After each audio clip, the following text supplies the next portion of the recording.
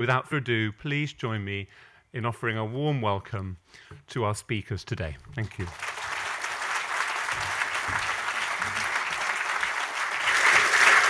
Thank you. Can you hear me all right? Good. Excellent. Well, welcome. It's wonderful to see so many people here. I'm here tonight with Olivia Laing and Patrick McGrath. When I was thinking about this evening, I thought I wouldn't really introduce them. I wanted to introduce their books. And The Return to Eco Spring, Olivia's book, is, as we've heard, a book about 6 American writers and their alcoholism. But it is also, in essence, a road trip. Olivia traveled to New Orleans for Tennessee Williams, to the Key West in Florida for Hemingway. She hung out in New York for Cheever and Scott Fitzgerald. And finally, she went to California for Carver. And she did this mostly by train, I think. And she was thinking about John Berryman along the way. Her book is not so much a meditation on why writers drink as a deep narrative of how drink ravaged these particular writers. She thinks about why they drank, their weaknesses and their fault lines, their tragedies and their aspirations. She interviews several medical addiction experts, and she visits an AA meeting in New York. All this is woven together seamlessly into one narrative, making explicit, I think, the genuine sadness and tragedy of the condition, not only because of the damage that it causes, but also because of the fact, or perhaps I should say the theory, that addiction is caused by emotional trauma. Patrick McGrath's novel, Constance, doesn't at first glance seem to have much to do with addiction. It's set in the early 1960s in New York, a dark, decaying era of the city's history when Central Park was almost a no-go zone, where gunshots were heard daily on the Upper West Side, and when the beautiful Penn Station was wantonly torn down to make way for Madison Square Gardens. The first-person narrator switches between husband and wife, often retelling the same events. The husband, an academic called Klein, middle-aged academic, is struggling with a book. Constance Schuler, his wife, is a young woman in publishing. Both characters are unhappy, though this is really about her story. She is far more damaged and sad than he is, a damage that he regards, at least initially, with some skepticism. She's also curiously rootless, despite a large and decrepit family house that has been in family ownership for generations. Her husband, too, is rootless. He has come from England and has only an old mother left, who makes only a fleeting appearance. He has, however, a child from a first marriage, a boy, who is seemingly as unhappy and as flat as his father and his stepmother. I'm going to ask Patrick to start the reading. So Patrick. Yes.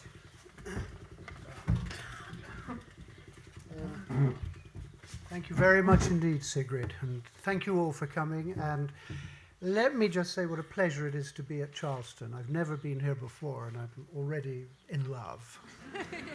I want to live here.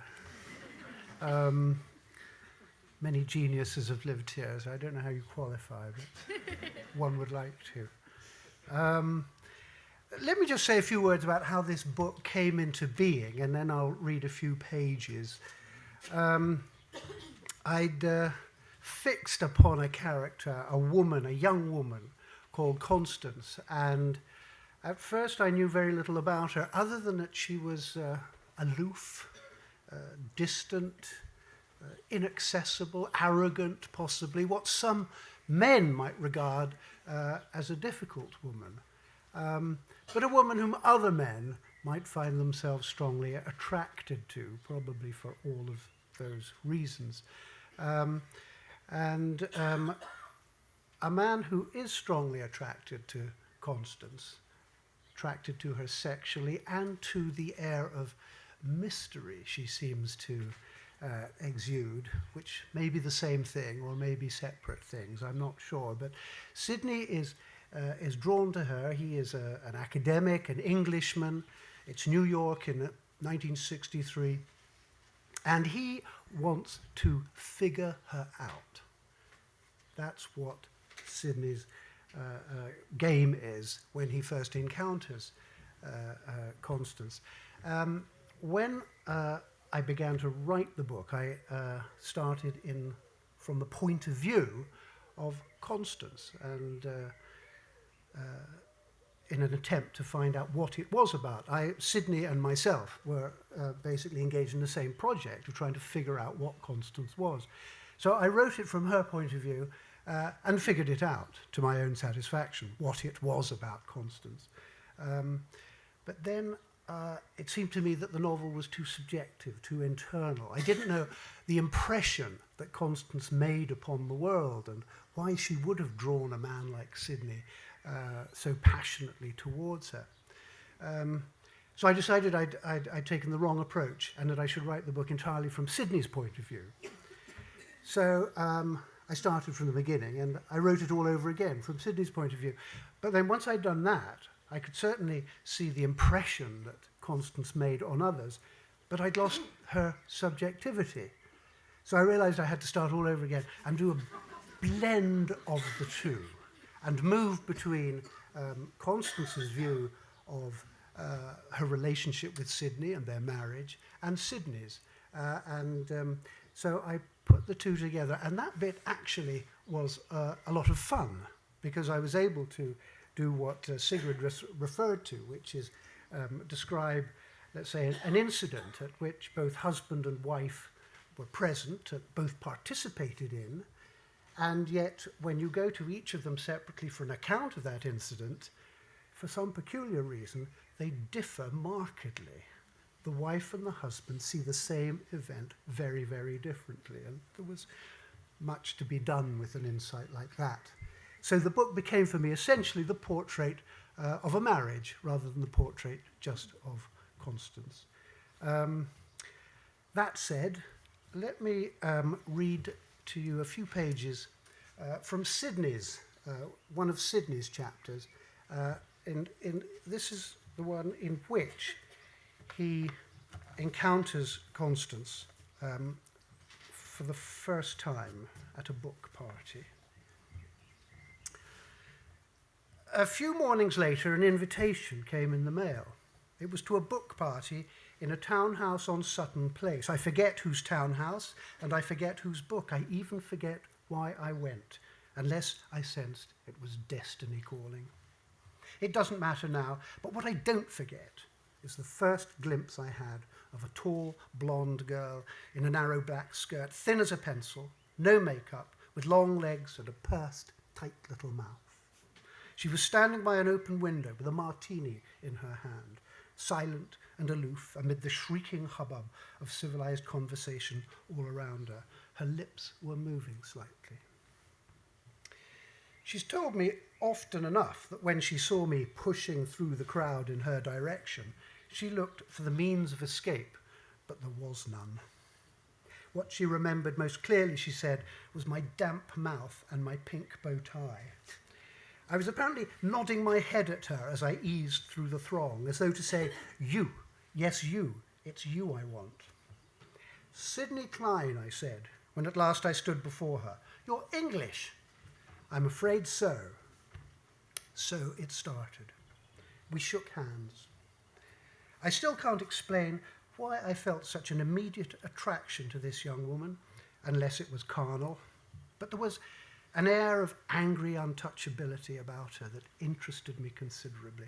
and which I assumed concealed fearful bewilderment and naivete. It's often the mask worn by girls new to the city. And there was something else too, a kind of fineness, not at once obvious.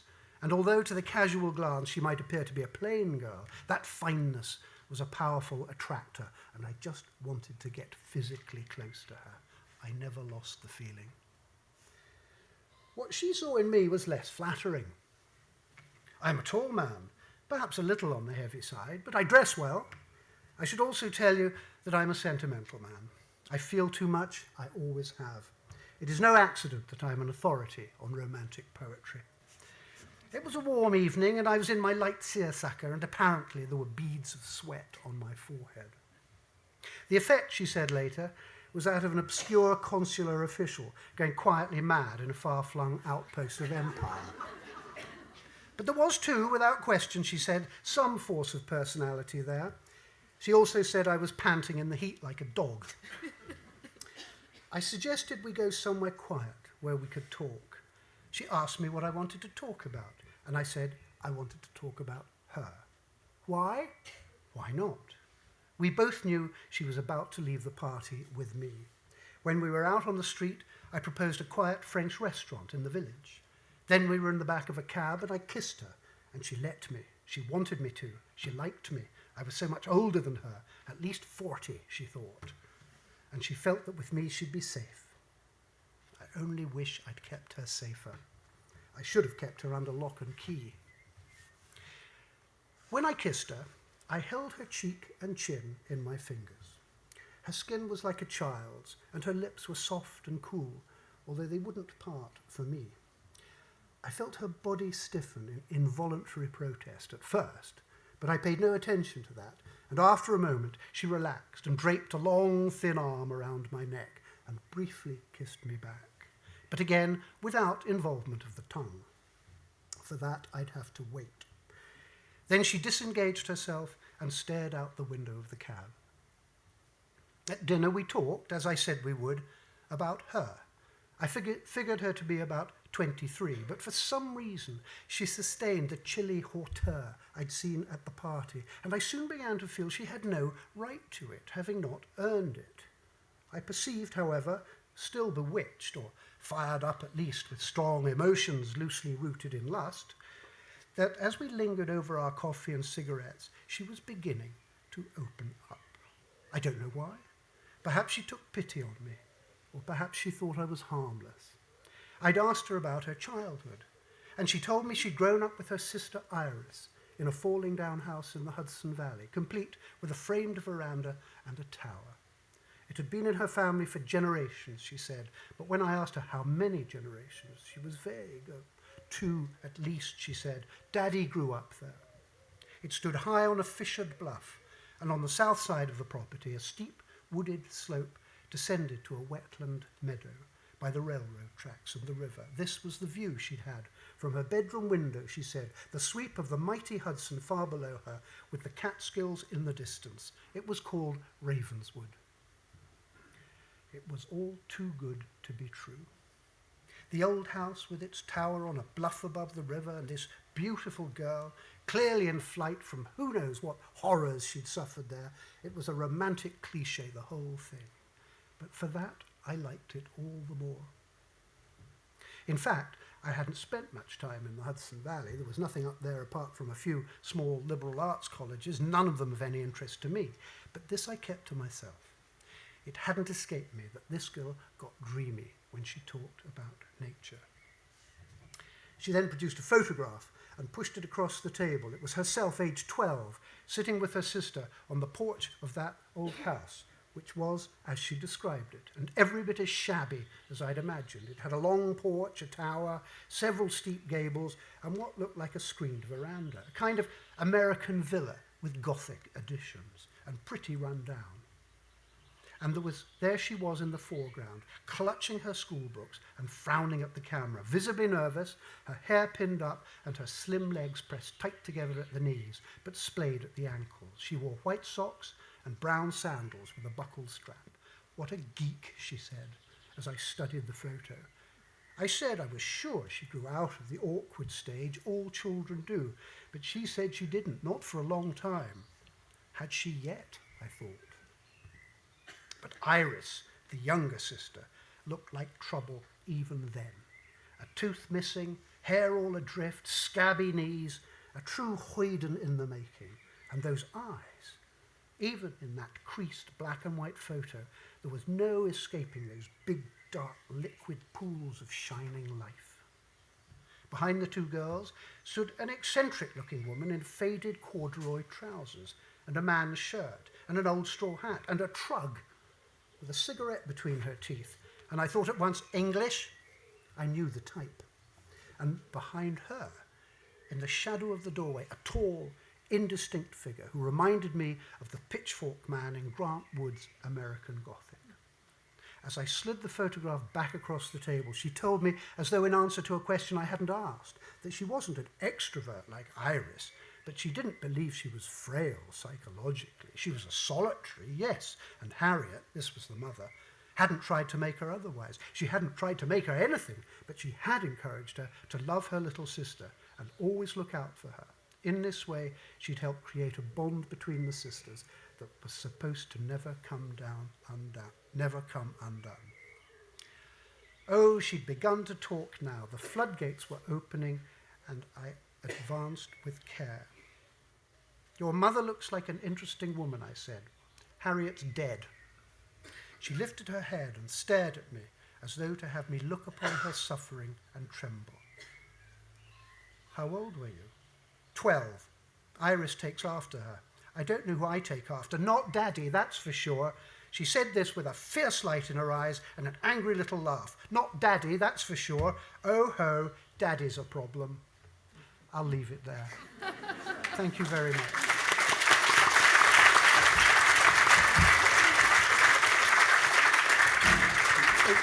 Thank you. Thank you very much.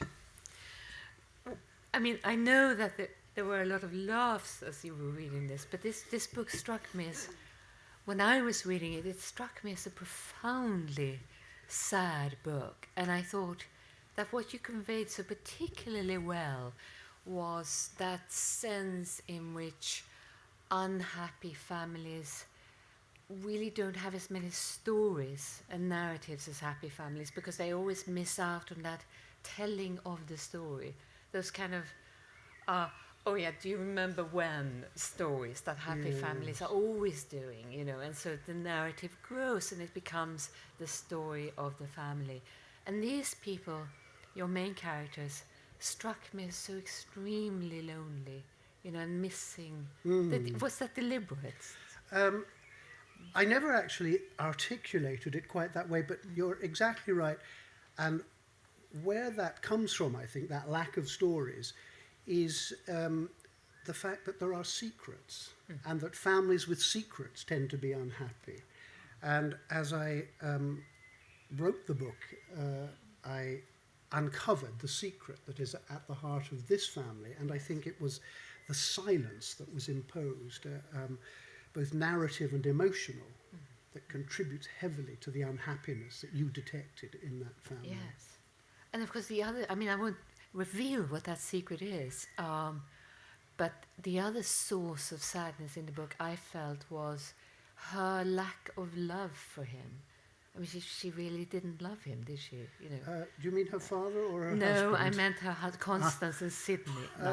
You know, there was just a sense that he loved her more than she loved him.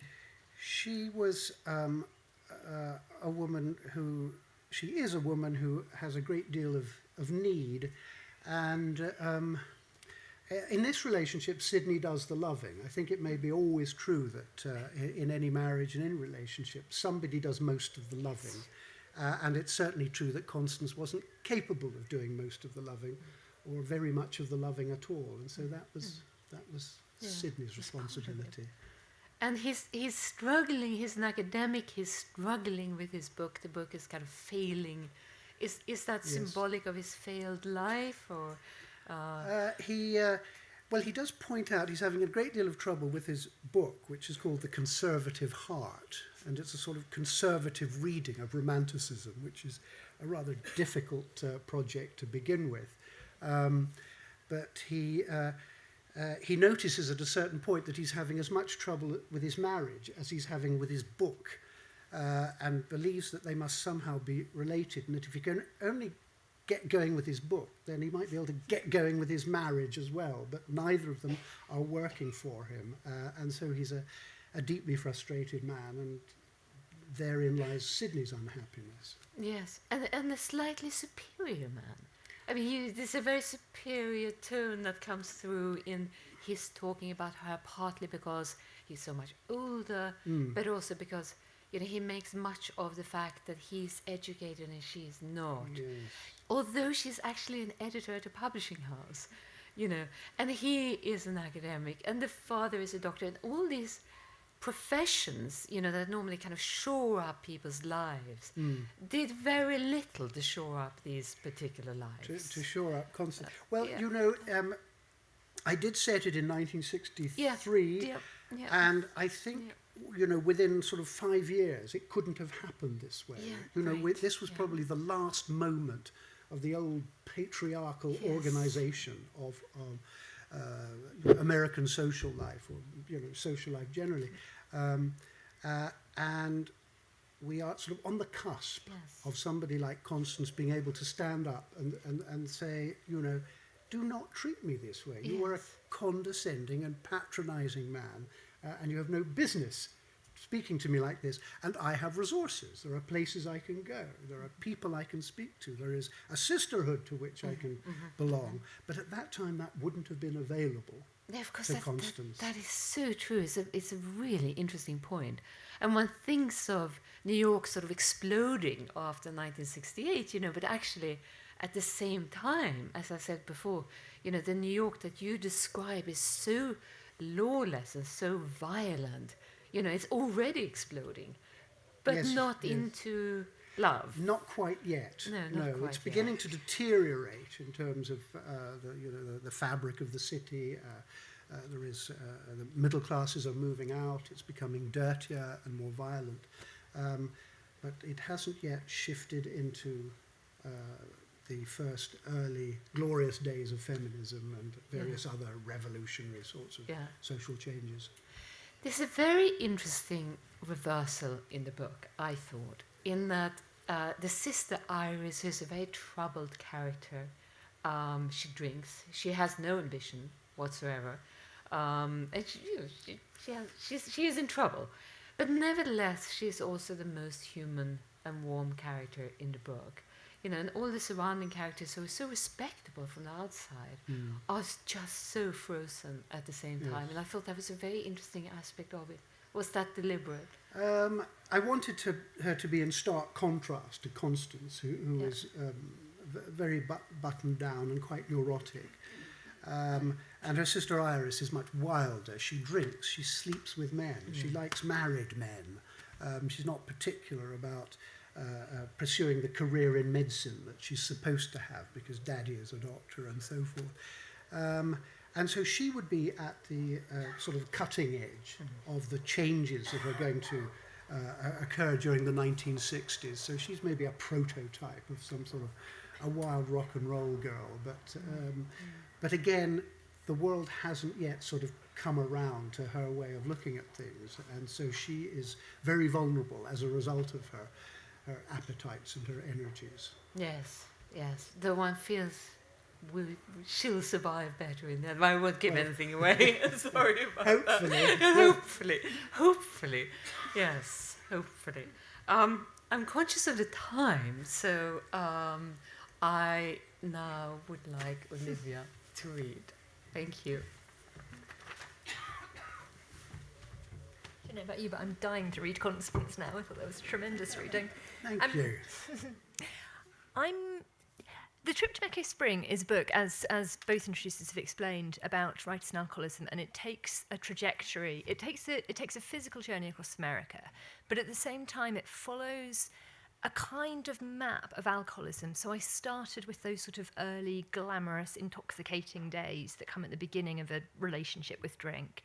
And I followed it through as I sort of tracked across the country to the point when it starts becoming problematic, the point when relationships start falling down, the point when the drinking really corrodes the life, that goes to some very, very dark places. It ends with two of the writers killing themselves. And I didn't at all want to end there. I really wanted to end with something more positive and more uplifting. So as I travelled across the country, as I travelled west, I started to talk about and look at two recovery stories, John Cheever and Raymond Carver, both of whom managed to stop drinking. And what I'm going to do now is just read from pretty much, not exactly the end, almost the end of the book, about Raymond Carver. We reached Port Angeles mid-afternoon, weaving in past auto repairs and building supply yards. The Red Lion was just off Main Street. From my bed, I could see clean out to Victoria, across milky blue water that looked like churned ice. Raymond Carver used to fish out there in his nutty, unsafe boats. He could only tie 3 kinds of knots and use them willy-nilly, not caring whether they were appropriate or not. Once he ran out of gas and was too scared to call the Coast Guard and tell them what he'd done. Instead, he dragged west on the tide, slamming into a big red buoy and almost scuppering himself. Luckily, some fishermen spotted the boat and towed him back to harbour. He'd got off lightly. The only harm done was a telling streak of colour below the fenders, another memento of a near-myth existence. He was always greedy for fish, gleeful to have them, and glad later to give them away. This is good Raymond, of course, the successful writer of the late 1970s and early 80s, who'd managed to pull himself out of a self-made hell, a real pigsty of a life. It's almost impossible to overestimate the hardship of Carver's early years, in which he struggled to educate himself and get food on the table while stealing every spare minute to write. In such straitened circumstances, it's not difficult to understand why alcohol might have begun to seem like an ally, or else a key to a locked door. His father had drunk to escape the monotony of work and to ease the pressure of survival. For Ray, there was also bitterness to choke back, bitterness and self-reproach and a sense of spoiling time. These are the sort of things that can sour in your head if you're still working as a janitor at 27, swabbing corridors in Mercy Hospital, and these are the sort of things you might try to soothe in the fireside lounge on H Street, knocking back a Boilermaker at the end of the night shift, readying up for another day with your own exhausting children. There's no doubt that the odds were stacked against him, but nor is there much doubt that he became 6 days out of 7 his own worst enemy. The things Carver did seem so senselessly self-destructive. One Raymond, good Raymond, I suppose, would get onto a master's programme or find a decent job, and the other Raymond, the perverse, malevolent one, would somehow conspire to mess it up. He published 3 volumes of poems during his drinking years and wrote almost 40 short stories. And at the same time, he had affairs and dragged his family back and forth across the country. He made his wife give up her best paid and most emotionally satisfying job. He was unreliable, paranoid, and violent, and as he approached the nadir of his drinking, he could barely write at all. Good Raymond emerged from the wreckage slowly, like a man struggling from a smashed car. He took his final drink in the Jambalaya bar in Arcata. June 22nd, 1977, he remembered in the Paris Review. If you want the truth, I'm prouder of that I've quit drinking than I am of anything in my life. I'm a recovered alcoholic. I'll always be an alcoholic, but I am no longer a practicing alcoholic. In the summer of 78, he fell in love with the poet Tess Gallagher, the protector and companion of his second life. At the time, she'd just built a house in her hometown of Port Angeles, and at the tail end of 82, Ray moved in. It was in this period that he produced, though he may have preferred court, clutch after clutch of poems, slippery and pristine as the dream salmon he sometimes encountered on his nights in town. I'd read one of them so many times I'd almost worn a track in it. It's called Where Water Comes Together with Other Water. I love creeks and the music they make. The narrator begins and then lists exultantly all the other waterways he knows and the enlarging effects they have on his heart. I'm 45 years old today. Would anyone believe if I said I was once 35? 5 more years had to pass. My heart empty and sere at 35. 5 more years had to pass before it began to flow again. He elaborates on how it pleases him, loving rivers, and then ends with a characteristically heartfelt, sawn-off sentence, a kind of credo or manifesto, loving everything that increases me. You could live like that, all right, especially if you'd once felt, as he did, that every action you took was poisoning further the wellsprings of your life. Somewhere along the line, I'd found out that the title of the poem referred to a specific place.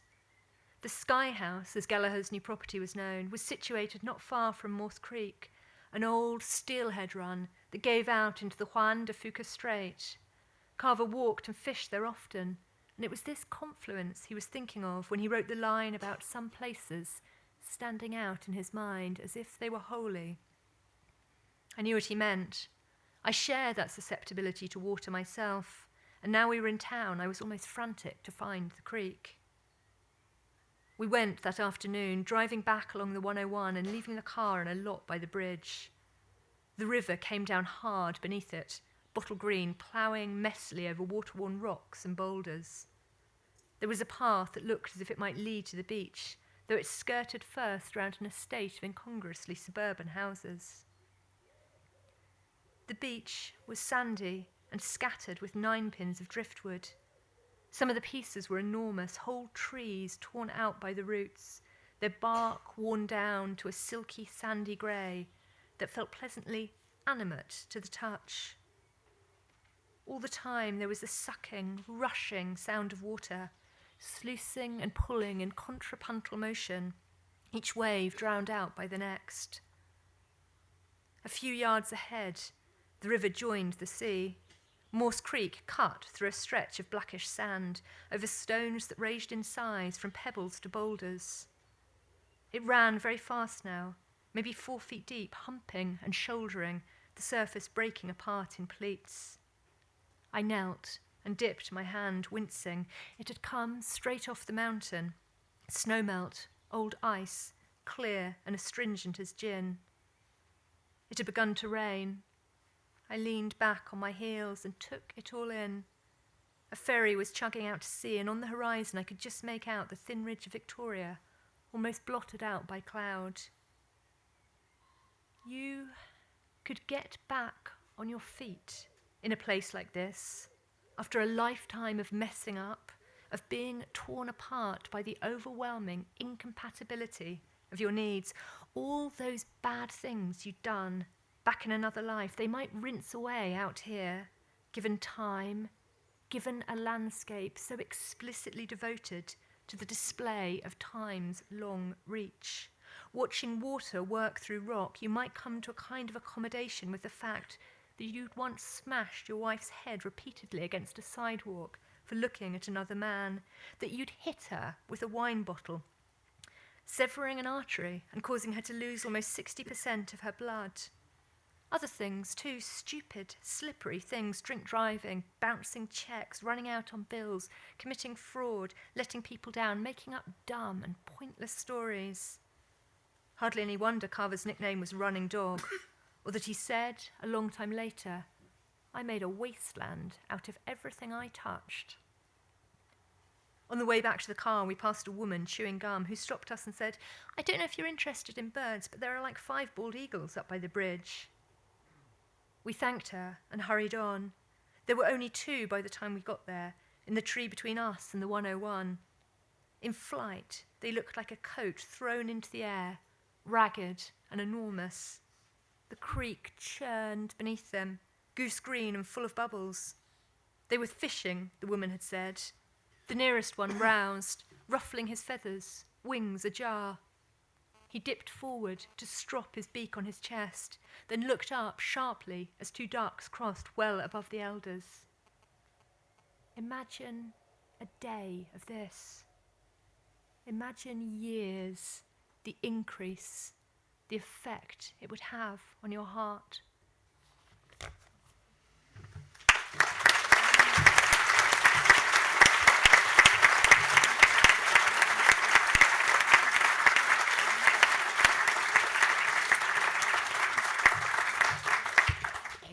Thank you very much. Thank you for that.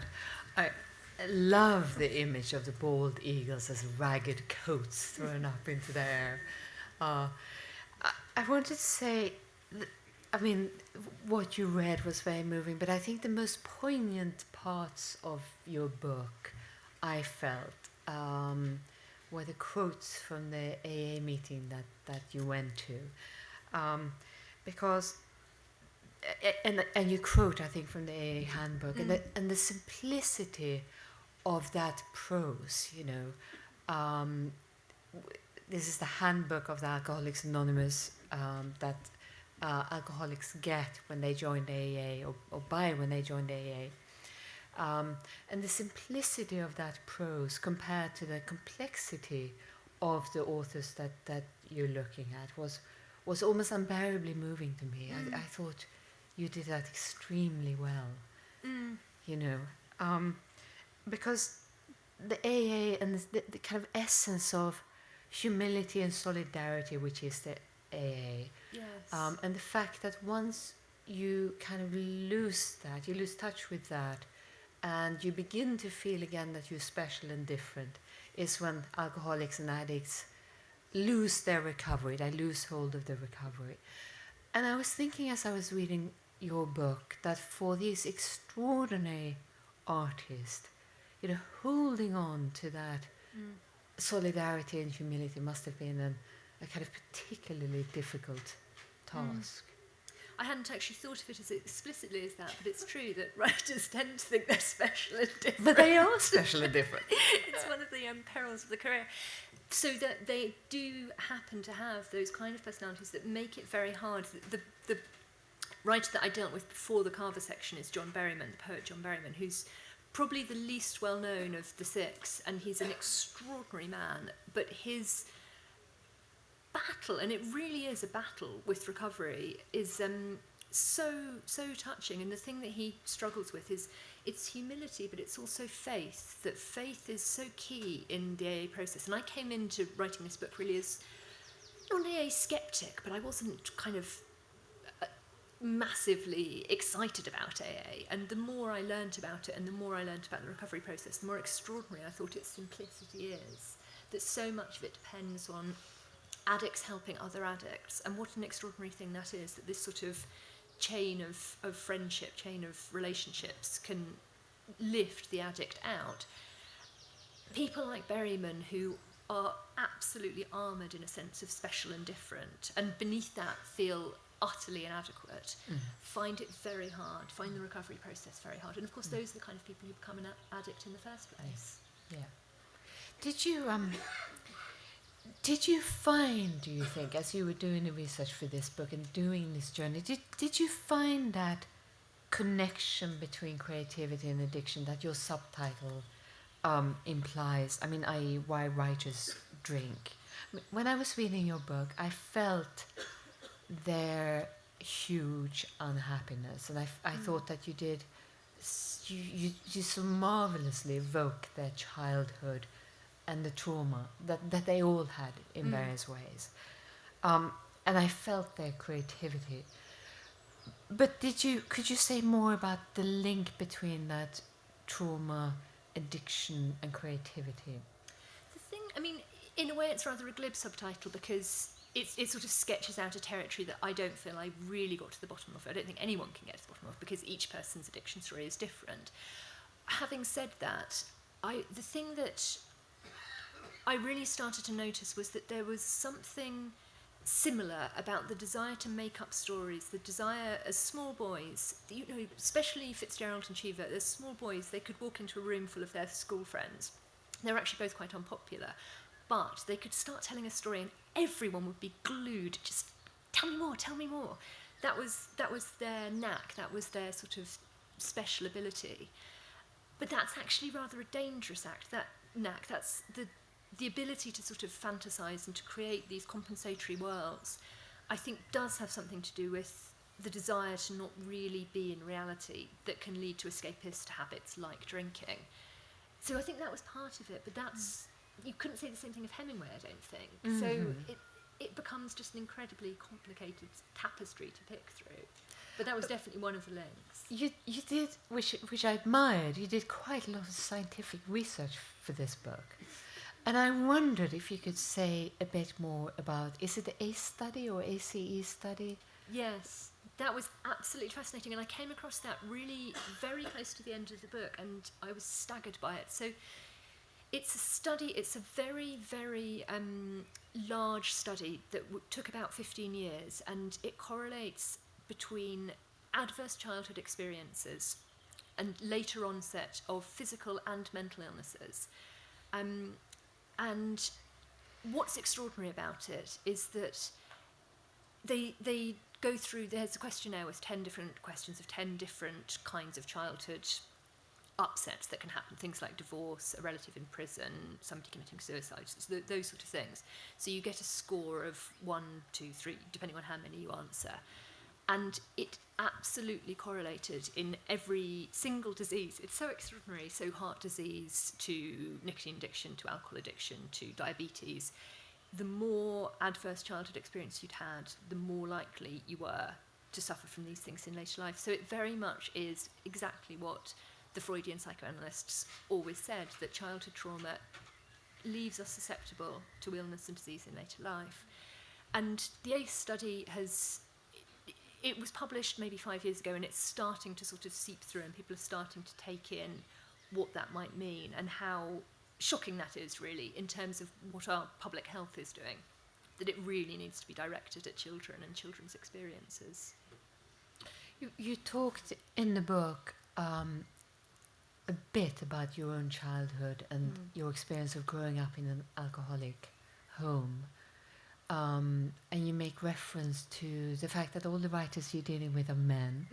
And you say, I think, that it becomes apparent later on. Did you mean by that you grew up in a female household? Yes, my mum is a lesbian, and her partner was an alcoholic. And every event I've done, people have said, why didn't you write about women writers who were alcoholics? And I just found it very close to home. It's actually quite hard to articulate. There was just the desire to discover what alcoholism means certainly came from my own childhood, but there was a limit to how close I wanted it to come up against my childhood experiences. So that was the reason for that.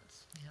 Well, I think it's an extraordinary book, and I mean, having addiction in my own family, I felt it very strongly, but it's also so beautifully written. It really is. Thank you. And I'm going to open up the floor now and take questions, either for Patrick or for Olivia.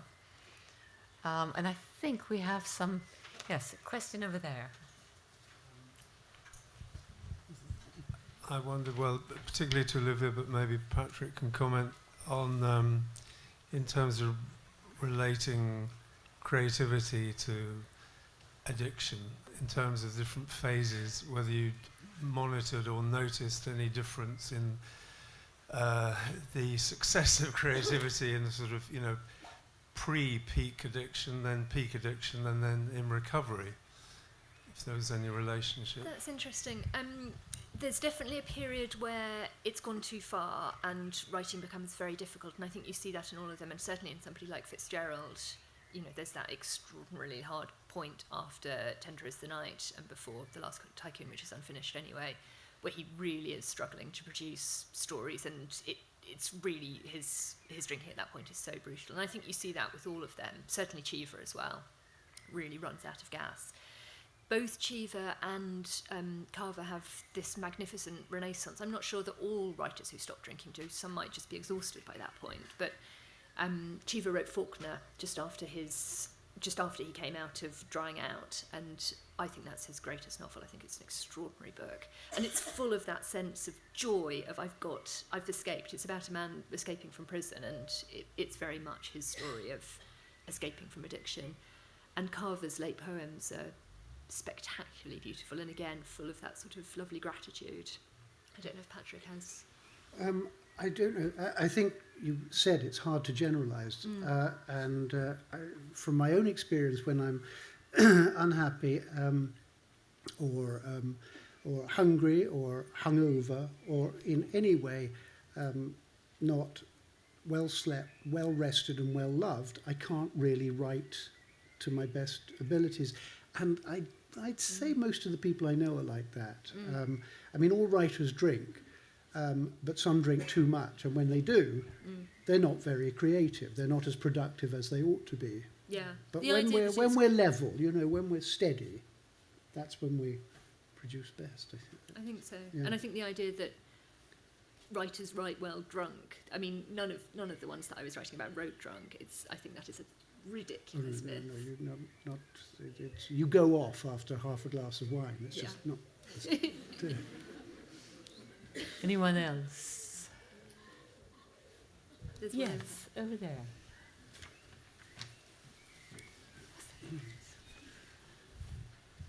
Would it be true to say that alcoholism often is part of a psychiatric disorder which is much more broad? I'm thinking of some research done by K. Rose Jameson, who was professor of psychiatry at Johns Hopkins, who very courageously revealed in a memoir that she herself was bipolar. And she studied, I think it was 40 writers when she was in London for a period, and all of these writers had won various awards. And in questioning them, she found a huge proportion were on medication for an affective disorder. And I think that alcoholism can be part of a general mental health problem that is very difficult. Yeah, I'm sure that's true, and I'm sure often it's to do with depression or to do with social anxiety disorder. I think it becomes a sort of knot, because alcoholism, anybody, this was the thing that I learned from talking to the psychiatrist at the very beginning of the book, anybody who drinks enough can become an alcoholic, because alcohol itself is addictive, and the changes it causes in the brain will create the alcoholic personality. But most people aren't just going to sit there drinking that amount unless there's a problem in the first place. So I think that's completely true. The book by K. Redfield Jameson, The Unquiet Mind, and Touched by Fire, both are extraordinary books. They're well worth looking out. Anybody else? Yes.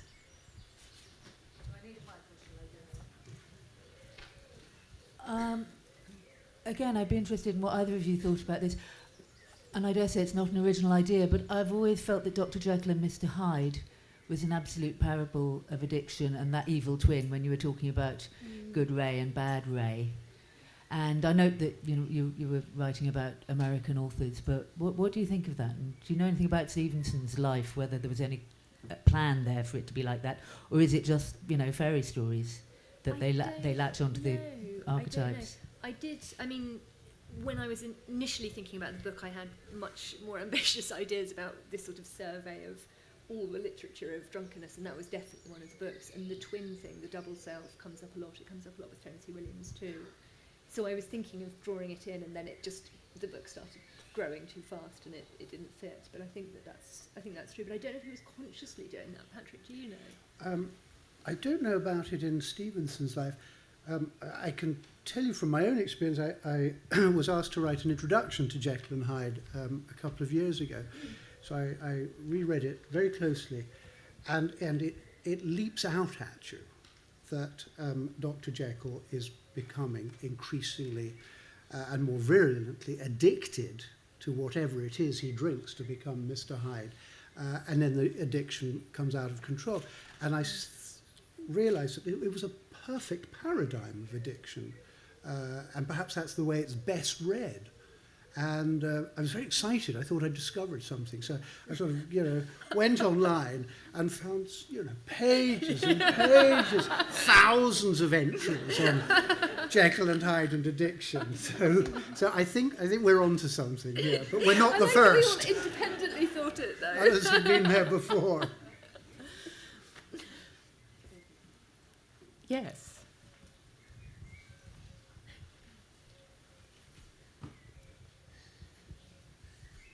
I had a question for Patrick about whether you feel you could write about the same relationship now. So in the conversation you had then, you were suggesting that no, perhaps even 5 years later, such a woman would have different kinds of resources and might not permit herself to be treated in the way that you described. But that notion of being drawn to the sort of hidden trauma, the cold, aloof person who seems to have, something intriguingly damaged, that seems to be annoyingly still prevalent in our culture.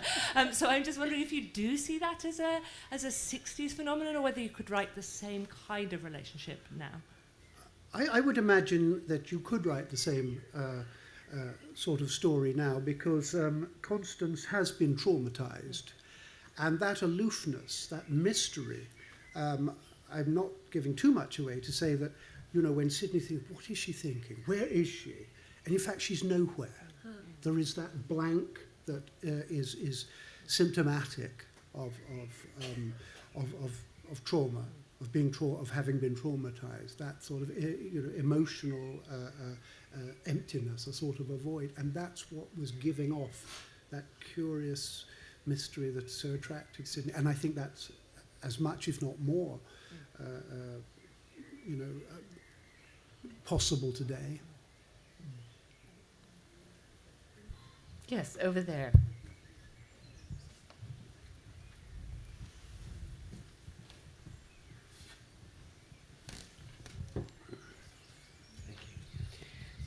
I think it's an interesting aspect to John Cheever's drying out that it made life much better in some ways, but also liberated his homosexuality and made life very complicated for a lot of people, including his wife. Although he had always been homosexual, it just...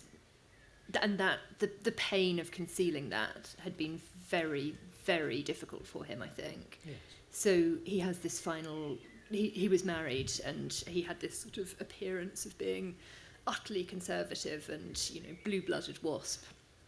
But his desires were for men. And after he stopped drinking, he had a relationship with a young man called Max, which was quite coercive, I think. And I write about that it's not like he became a saint by any means. But he was able to admit to himself that that was what he wanted, that was what he desired, and some of that shame that he'd been holding his whole life dropped away. So that is a big part of his alcoholism, I think. But you're right, it's not as if he suddenly was a totally different man. I think we had another question from over there. Yes, there. I was just wondering that in your research with the writers, is that the actual process of writing would help people to lead them out from their sort of dark aspects of themselves, their alcoholism. I mean, obviously not the people who killed themselves, it didn't work for them, but you talked about Raymond Carver, and the place was surely that was healing, but was his process of writing, was that also a way out of his alcoholism for him? I think it's very hard to answer that, because we sort of have this idea that creativity is automatically something that takes us to healthier places, but I don't know that it necessarily always does. And I don't think I don't know, it's a really good question. I think Carver expressed emotions of gratitude through writing, but I'm not sure that he felt his writing had saved him in any way. I don't know. I'd have to think about that more. Patrick, do you have thoughts about that? My feeling is writing does provide a temporary relief to whatever it is that deeply ails us, but it's also, I think, true of most writers that having finished something, and published it and even been praised for it, the anxiety then is upon them to repeat that and do better or do it again. So it starts becoming quite a double-edged sword, I think. It might start as a sort of relief, but I think it becomes a lot more complicated, particularly when one thinks of somebody like Hemingway. The level of pressure that he's under is extraordinary. Yes. And of course, the more successful a writer is, then the higher the bar goes, and the greater the stress. So once you've got your Nobel Prize, you're screwed. You're screwed. Done for. Most of us avoid getting one for that reason. Yes. But what saves you then? What saves you, do you think? Do you have a theory of that? Is it the things we talked about earlier, or can there be other ways of being saved? I think so many different things can. I think it's so individual, and some of it might come from having enough sense of self or enough sense of love. Some of it might come from a chance relationship. Some of it might come from almost anything. I remember, this doesn't answer the question at all, but I remember while I was travelling in America, I was on a megabus, which are these sort of hideous coaches that you travel vast distances in America. And there was a man sitting on the aisle across from me, sort of reddish face and maybe in his 50s, cropped hair and a baseball cap. And he didn't look like, this sounds rather rude for me, but he didn't look like a reading type, but nonetheless he was reading steadily throughout the journey. And after a while I kind of craned my head, and he was reading the big book, he was reading the Alcoholics Anonymous book, and he was just reading and reading and reading.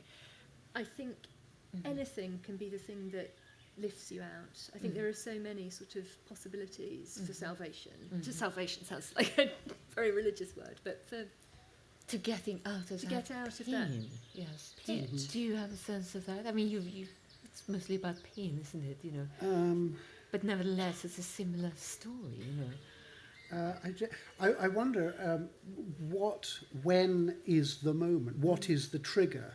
Because presumably the opportunity to stop drinking is available to you every minute of the day. Absolutely. But at some point, the writers that you've studied and people in general, there is a point comes, like Carver's last drink in that bar, that enough is enough, and why then? What is it that tips the drinker over and makes him say, that's it, I've had my lot?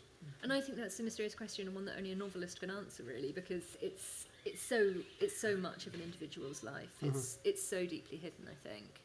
You could answer for each of them, but that wouldn't give a kind of global answer for all drinkers. I'm thinking of our writer, Simon Gray, you know, who was an alcoholic and a playwright, and who was literally told by his doctor that if he had one more glass of champagne, he would die. Yes. And then he had one more glass of champagne and felt as though he was dying. Very nearly did die, I think. And then stopped drinking, whilst his brother went on to drink himself to death. You know. And I think I'm right in saying that Simon never went to a meeting in his life. He simply stopped dead, and that was it. And never. So that again is a variable. That, it doesn't have to be AA by any means. Lots of people do just go on sheer willpower. Sheer willpower. Yeah. There was one there as well. Earlier on in this festival, we had A.N. Wilson talking about Josiah Wedgwood, and he told this amazing story that at the end he was so powerfully addicted to laudanum that he couldn't shake the vases unless he was totally full of it. And that seems to be, I know that's about physical things, but that's the opposite of what you're saying about your writers. And I wondered if it was just alcohol that stopped people, or whether, in your experience, people who took laudanum in the 18th century, were they similarly unable to write, or did they use laudanum to make them write better? I have absolutely no idea, because it's not my period, but I'd like to know. If you find out, do tell me. Well, it's very interesting, the difference between the way he described his great-great-grandfather, those of you here will remember that, which is completely the opposite of the way you've been talking about your writers. Yes, it's true. The idea that you have to be stone cold sober to write is actually contradicted by the late poets and Coleridge, De Quincey, of course. They were all quite productive while they were stoned, weren't they? Which seems extraordinary. It does, doesn't it? But maybe that's because laudanum isn't alcohol, and there's a certain detrimental effects of alcohol that are more cognitively disturbing Just to us. literally that your hands don't work very well, so it's quite hard to kind of write certainly your and mind type. doesn't work very well. And your mind's all over the place. Yeah, I suppose different drugs promote different things. We have a question over here. Oh, God. I was going to say something earlier, and then it sort of went past, and I'm not sure if I've not had too much Prosecco to articulate this properly. I suppose it was... I was churlishly wondering, because I often do, about the link between trauma and creativity. And I am a psychotherapist, so I do understand the importance of early trauma. But I do think that the vast body of attachment research over 60-odd years would suggest that it's not the trauma per se that affects. It's whether the child or the adult has got some connection with another that they can process it with. We're using the word trauma, actually. I wouldn't have used trauma. It's more about... so trauma in the ACE study is about attachment, really. It's about losses of parental figures. So that sort of bond. Yeah, and it's often about big things rather than the smaller cumulative effects that I think Bill Nicholson, for example, to go back to an earlier evening that we had, he's looking at the ordinary effects of cumulative trauma, and the ordinary conflicts that occur isn't the same as the complete disconnection that some people have with adults, which can lead therefore to an attachment to the bottle. And I do think it becomes a replacement attachment, which we know is a hugely destructive one. But we also know that a route to booze makes for boredom rather than creativity. There's nothing worse than the bore or the alcoholic writer who writes very boring material. Some of Hemingway's, some would suggest, might be like that.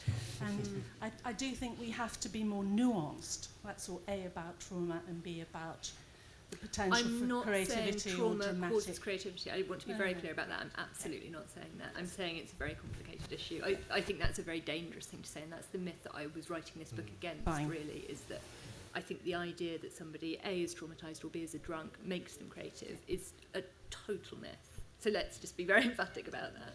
It's just a very seductive model. Yeah, which is why I wanted to write a book about that area and explore really what is actually happening under that. I think you're absolutely right. I was just wondering if I can just, chip in. Do you also think that it's about small incremental steps? I mean, do you think, learn to be alcoholics or addicts, or do you think that's actually not relevant? The period, when we're talking about 63 in your book, the period is really important because everyone's, in the 60s, everyone's drinking. They're at these parties. They're knocking back vast amounts.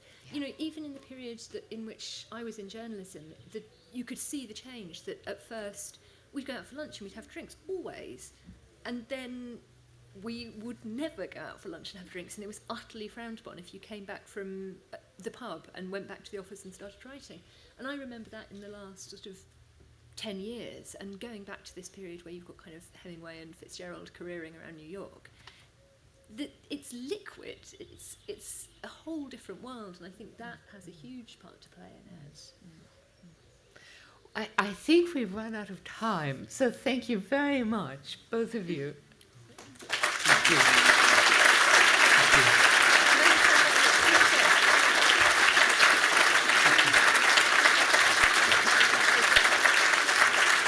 Thank you, Sigrid. I have to just say quickly, my friend Anna Fuster and I have collaborated on a small book which is handmade and absolutely beautiful, and it's 4 offshoots from Echo Spring. It's stories about some of the writers in it. This is the only place we're selling it, is at Charleston, so if anyone's interested, it's there. Oh, you took the words right out of my mouth. But before we get to that, I just wanted to thank all three panelists hugely for an absolutely fascinating exploration of some very complex and challenging issues. I'd also like to thank Patrick for his beautiful and absolutely compelling narrative of New York in '63 on the cusp of change. I'd like to thank Olivia for her, I think Sigrid summed it up best, simple, sparse prose, absolutely beautiful, juxtaposed with the complexity of the characters under discussion, but it was thoroughly compelling. And I'd really like to thank Sigrid, an absolutely fantastic chair, for her incredibly perceptive questions. And so please join me in thanking all of our speakers and our chair for a fabulous session. And as has already been mentioned, there are signings galore, exclusives, and much else in the outer marquee. So if you'd remain seated for a moment, and I'll take the speakers through, but then do come and join us, and there'll be lots going on in the outer marquee. But until then, please join me in thanking Patrick, Olivia, and Sigrid for a fascinating session.